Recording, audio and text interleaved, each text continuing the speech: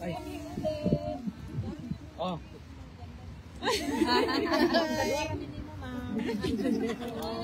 Papasokin na.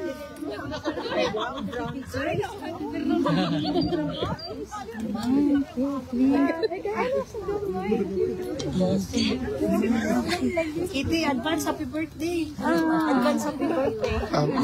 Ma'am, mangutan na tanami kang Kitty if you have plans to celebrate your birthday together with the Filipino community here or you already have plans? After the Sorry po, sorry. May visit kasi tapos may gamay may din. Nami visit ang Okay. Ah, okay. uduulan ni kayo. On her birthday itself? Ah, okay. On the day of okay. Gamay lang. So that we may... Mo kayo mo kan. Dili kaya po, kabalo biya ka ma'am, ang mga kababayan nato. Magluto-luto. Mag-KKB lang ma'am. KKB lang. Just like what we did to your father's, with your father's birthday. After the visit. Yeah. After the visit. And that's on Thursday, no? Vivian. Yeah, April 10th. April 10, yeah. That's on Thursday. Because we're also thinking of holding a, on the 11th of April, marks the first month of your father's detention. So we want to offer prayers. We're going to gather dito sa mismo, ICC mismo, ma'am. Gabiin na siya. Oh, from, thank you. It would be nice kung naamo dito, ma'am. Dito mismo sa ICC. We already secured the permit, so that would be nice. We also invited some people to talk and to share stories as well with regards to your father. Ma'am, kumusta po si President? Konti kasi Nakapag-adjust na po ba siya? Okay siya, sabi niya nakaano na daw siya. Adjusting that. Nakaano na daw siya sa pagkain. Anong pinaka-namimiss pa rin po niya? O daghang ulan. Family kay pagka magdetalya na sa family parang masakitan siya. Gusto niya yung kami nag-visit kami lang. Ayan magdetalya na si ganito na apo mga ganyan. So but we keep on telling him that we are here. Yun ba ako ha? Supportan mo. Support kit ma'am hanggang sa dulo ma'am. Apo kami. Di gyud mo undang ma'am, mao gyud na siya. Correct ma'am. Kay God will make a way. exactly. Amen ma'am. Tama. Kung si pinaka-na-miss ni former president ma'am sa Pilipinas. Pilipinas. Pilipinas In general na. In general. Munggos. Yung kwarto, syempre dito. Yes ma'am. Pero, you know what? Wala. But, yun ang mga, they've been so kind. I think, kung siya ni presidente na siya diha. Bakit po? The people, you know, the mga guards has been assuring me, do not worry, we are taking good care of him. Ano ba?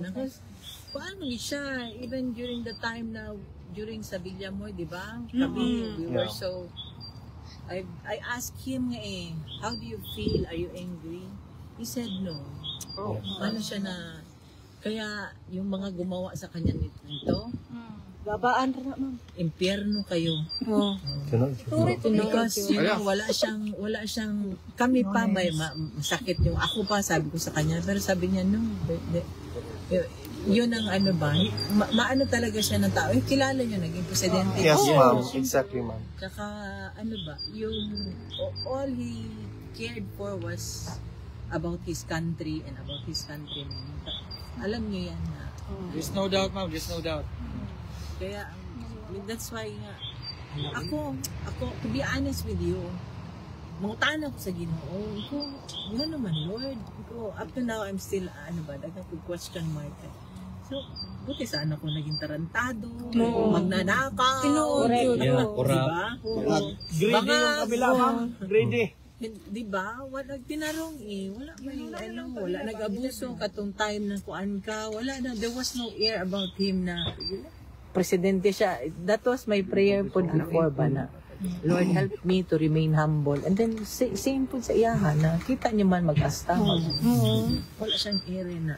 Na ba siya message ma'am? Actually, this one is win-win sa iyaha Nakita niyo naman. Nakita niyo naman. Ang kala nila yun ang that will put him down. Kamali sila. Wrong move. Nagsisimula pa lang po. Nagsisimula. Na ba siya?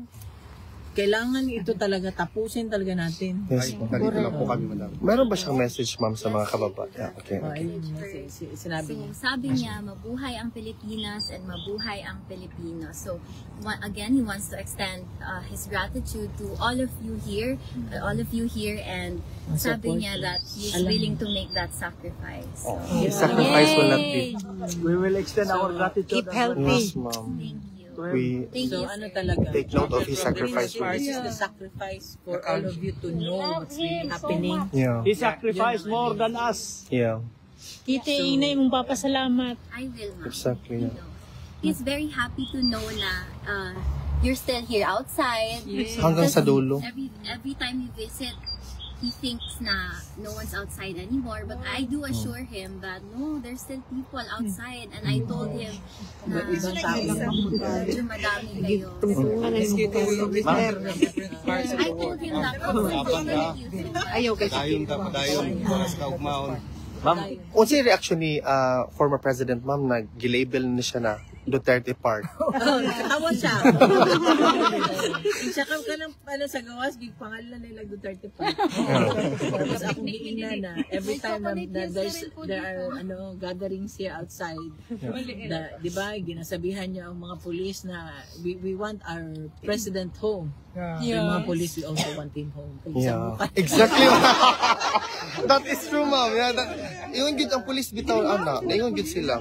ma'am, paano ho pinaghahandaan ng family? Kasi malaki na ho yung gastos din po ninyo sa pagbiyahe-biyahe. Tapos mga foreigner po yung mga lawyers po natin. Ganun talaga. Kaya sinabi ko nga paghahandaan namin kahit na mangutang kami, gagawin namin. Because we told him we are going to support him all through. Yun ang Sayang siya kasi madaming gustong tumulong sa akin. Pero we understand naman. Hindi po kayo Baka hingin. kasi marami kasing nagkunwari ba? Yeah. Bigay lang kayo. Correct, Yun ma'am. ang ano ko. Yeah, exactly, Hindi ma'am. man lang yung mga friends namin na nag-support. Meron kami mga friends na nag-support. Pero yun lang, baka mabudol mo ba? Yeah, exactly, ma'am. Dili na may pabudol. Dili na may pabudol. Oh, ma'am, hindi kayo hingi ng legal aid ba sa ICC? Para at least makabawas lang. Basta when it comes to legal, I think sa connection sorry. Attorney Lokman. The Vice President. Yes, I'm really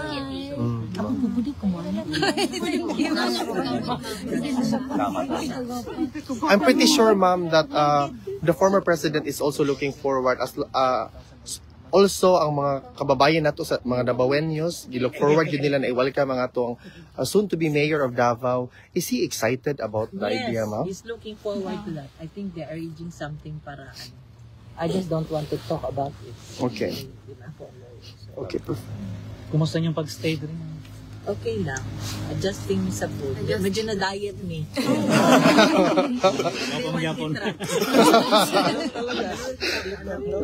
Na may Filipino. Yeah. Central lang siya. Nice lang central. Hindi sanay sa bread. Yeah. Bitaw. No. Ma'am, sabi niyo po kanina parang kayo pa yung medyo nagagalit. Pero si PRRD parang mas nagpapatawad pa siya. And collected. Yeah. Yung lahat ng ginawa sa kanya na yon. Very presidentiable talaga siya. Kaya yung actually it went beyond yung gusto sabi nga niya na yung opponent niya has wala na talaga. Down. Zero.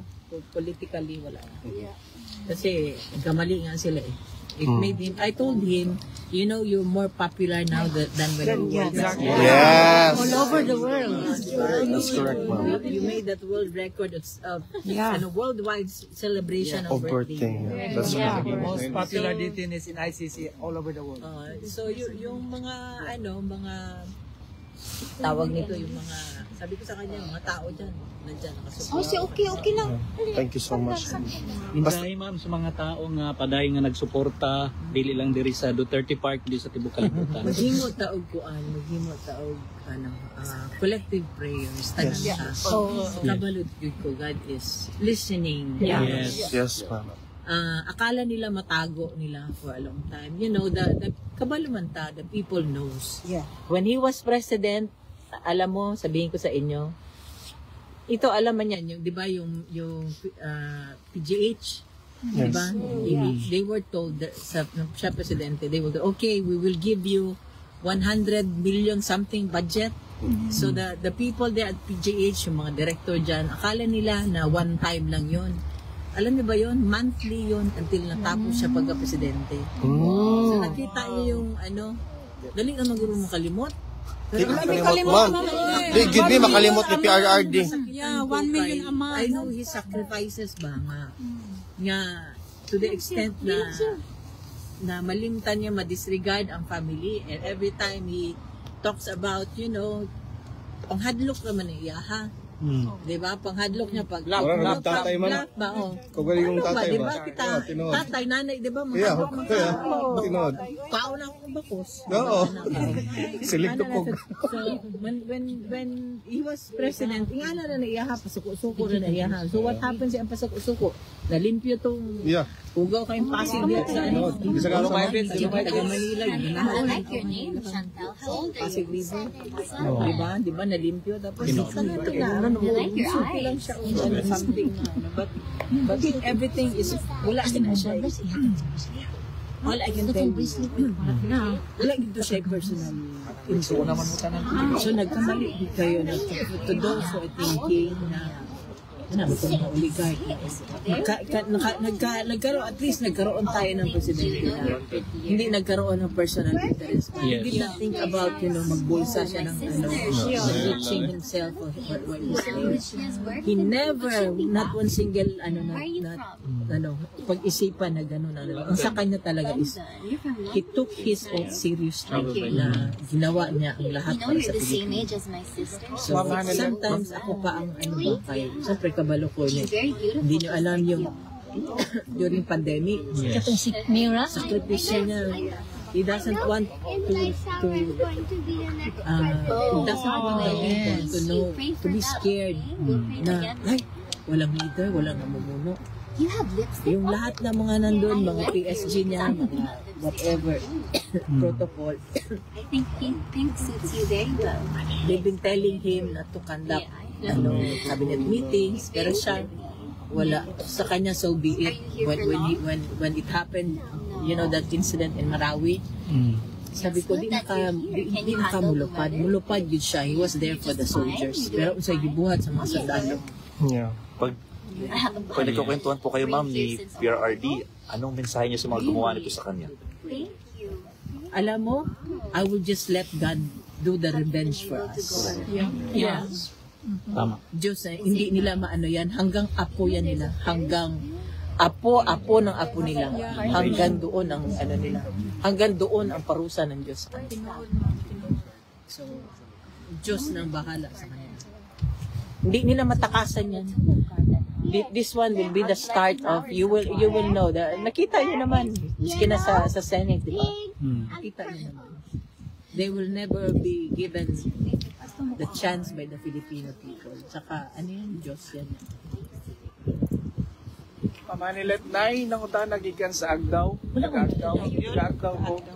At taga-Davao. Sa message nimo para sa taga-Agdaw, ma'am, taga-Atua. Oy, mga taga-Agdaw, bantay lang mo ha.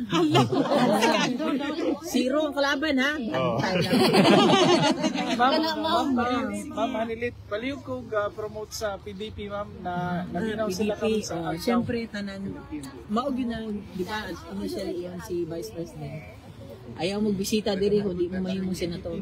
So, straight na PDP. Yes. Straight yun na PDP. Nga nung magkamali pa man ta o magsalig o kuan, uban, nakita man ta. Those people na ato ang giboto supposed to protect us, to protect the interest of the Filipinos, you know, to protect the kwarta of the country. Wa naman. Yes. Unay naman. Ma'am, sorry po to ask. Baka meron na po kayong reaction sa comment po ng Palasyo ng Malacanang na sabi niya kay Attorney Kaufman, good luck daw para i-prove na innocent daw po si PRRD. Ang ganda naman yung sinabi niya, good luck. Sabi mo, God bless. Oh, that's nice. yung blessings na ito. Good luck is for the walang Diyos yan eh. Totoo. Pero ang sa atin, God bless. Sa mga ano yan, mga ganyan na tao. I don't think of them as I don't think of them as Kailan po inaasahan po si Congressman Paulo, ma'am? Sabi po ni VP Sara parang pupunta rin daw po. Naantay ko pa nga eh.